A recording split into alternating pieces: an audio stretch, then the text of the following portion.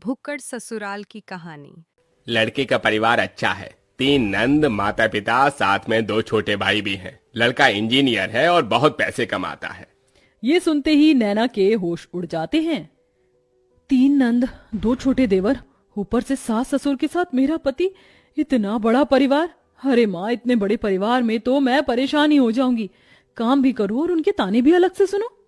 अरे बेटी, परेशान क्यों होती है?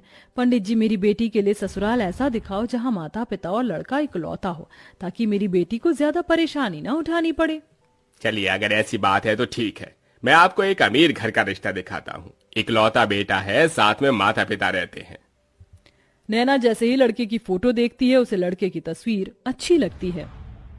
अरे लड़का तो अच्छा है, इकलौता है, परिवार भी छोटा है, और क्या ही चाहिए। माँ, मुझे लड़का पसंद है। ओहो पगली, चलो ठीक है, कोई लड़का तो तुझे पसंद आया। पंडित जी, अब आप इसी लड़के से मेरी बेटी के रिश्ते की बात चलाइए। हाँ हाँ बहन जी, बिल्कुल। फिर क्या था, पंडित उस अमीर घर में जाकर रिश्ते की बात कर लेता है। अब दोनों परिवार एक दूसरे से मिलने लगते हैं और उनका आना जाना लगा रहता है। बहुत जल्द शादी की तारीख भी निकल आती है। मुझे नहीं पता था कि इतनी जल्दी शादी की तारीख भी निकल आएगी। बेटी, अपने ससुराल में जाकर खुश रहना। खुश तो रहूंगी ही माँ, छोटा सा परिवार है, सुबह शाम रोटी, दोपहर में सोना, फिर रात को आराम करना। नैना को बहुत आसान लग रहा था, लेकिन वैसा होने नहीं वाला था। शादी होने के बाद जब वह अपने ससुराल आती है तो उसका ससुराल में घर बहुत बड़ा होता है, जिसमें उसे सफाई करने में ही बहुत ज्यादा समय लग जाता है।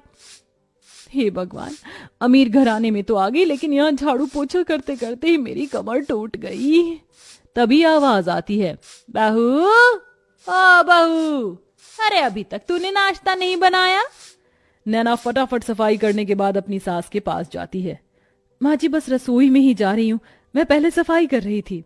अच्छा सुनो, मेरी नंद और उसके बच्चे आज घर पर आ रहे हैं, उनके नाश्ते के लिए आलू के पराठे बना ले। और हाँ, शिवा आलू के पराठे नहीं खाता, उसे प्याज के पराठे पसंद है, उसके लिए वही बना देना। हेमलता ऐसा कहकर चली जाती है। लो जी, मिल गया ऑर्डर, अब इतने सारे लोगों के लिए पराठे बनाने होंगे। नैना ऐसा कहकर रसोई में चली जाती है, जहां वो बहुत सारा आटा गूंथती है।